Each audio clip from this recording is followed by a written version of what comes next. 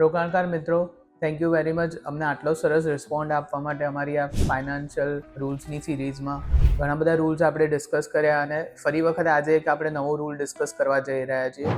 આ છે rule of 25 અને આને બીજું કહેવાય છે fire, financial independence and retire early. આજકાલની આપણી રોજબરોજની ભાગદોડવાળી જિંદગીમાં કોને રિટાયર થવું નથી ગમતું, અને અર્લી રિટાયરમેન્ટ નહીં કે 60 વર્ષે રિટાયર થવું.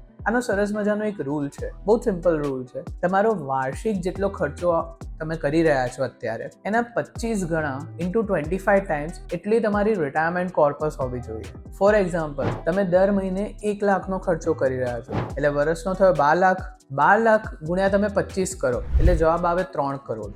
ઇટ મીન્સ કે જો તમારે રિટાયર થવું છે તો આજની તારીખમાં તમારી પાસે 3 કરોડ રૂપિયા હોવા જોઈએ. તો જ આવતીકાલથી રિટાયર થયા પછી તમે તમારી સેમ લાઈફસ્ટાઈલ, તમારી સેમ ખર્ચાઓ એ બધું તમે મેન્ટેન કરી શકશો. કારણ કે મેં જેમ કીધું, તમે તમારા ખર્ચા ઓછા નથી કરી શકવાના, એ તો વધતા જ જશે. તો જો તમારી પાસે 3 કરોડનું રિટાયરમેન્ટ કોર્પસ હોય, તેનું સરસ મજાનું એલોકેશન કરી, અલગ અલગ જગ્યાએ ઇન્વેસ્ટમેન્ટ કરી અને તમે પીસફુલી રિટાયરમેન્ટ એન્જોય કરી શકો છો.